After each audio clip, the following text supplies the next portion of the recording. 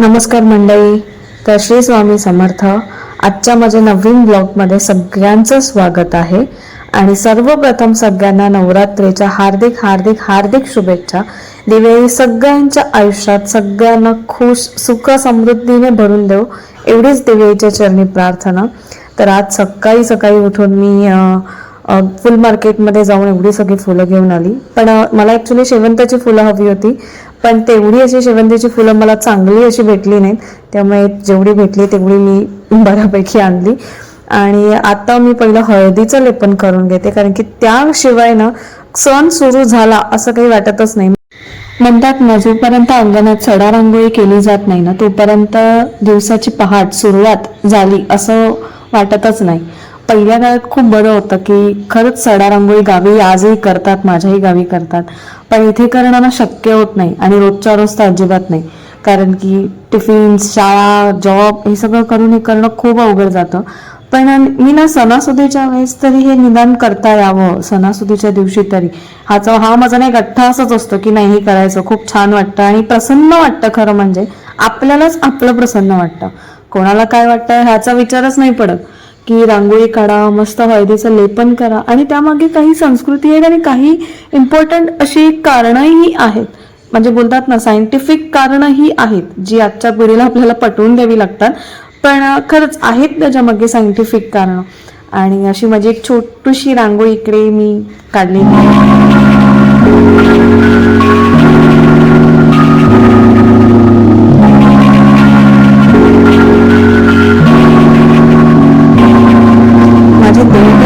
कुलदेवीची एक मूर्ती आहे माझी, तुळजाभवानीची, आणि मी तिलाच आज मळवट भरणार आहे. कारण की ना असं मळवट नसेल ना तर असं प्रसन्न असं वाटत नाही. देवयाईला बघितलं नक्कीच प्रसन्न वाटतं, पण मळवट हा एक मान आहे आणि आज मी देवयाईला असा एक छोटासा मळवट भरण्याचा प्रयत्न केलाय, मळवट लावण्याचा प्रयत्न केलाय. तो कसा वाटला नक्कीच मला कमेंट करून सांगा. आणि हा मळवट किती छान वाटतंय, मला तर खूप प्रसन्न वाटतंय ती मूर्ती बघून. एक ना त्याच्यामध्ये खरंच एक प्राणप्रतिष्ठा केल्यावर कसं फील येतं तसं एक प्रसन्न वाटतंय देवयाईकडे भरून. असा खूप आई अशी खरंच घरात स्थापना झाली अशी वाटतंय.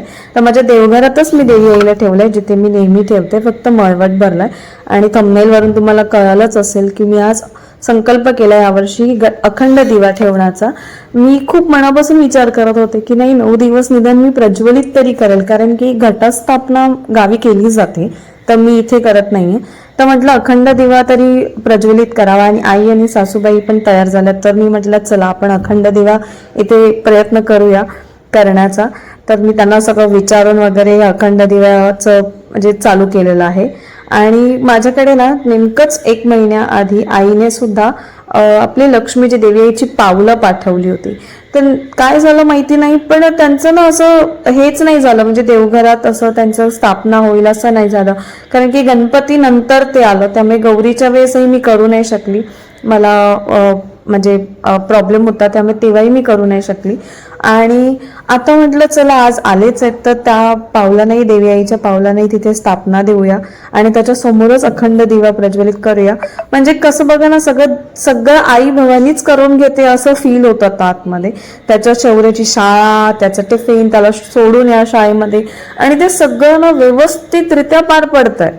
अगदी ते सगळं ती आईच करून घेते ना. असं आपल्या मनात जेव्हा असतं ना की नाही हे व्हायचंय, माझ्याकडून करायचंय, ते तीच करून घेते ते सगळं, असं फील येत होतं मला. आणि खरंच खूप छान आहे ती पावलं, इतकी छान आहेत. मी ऑनलाईन मागवलं होतं माझ्या आईने हे. आणि त्याच्यानंतर म्हटलं आता आपण अखंड दिव्यासाठी अष्टकमल काढलंय आणि त्याच्यावरती मी माझ्याच घरातला जो दिवा आहे तोच अखंड दिवा म्हणून प्रज्वलित केलाय. कारण की मी नवीन दिवा, मी लगेचच हा निर्णय घेतला अखंड दिवा लावण्याचा, तर नवीन दिवा तर मी नाही आणला. जो देवारातला दिवा आहे ना तोच मी अखंड दिवा म्हणून लावते इकडे.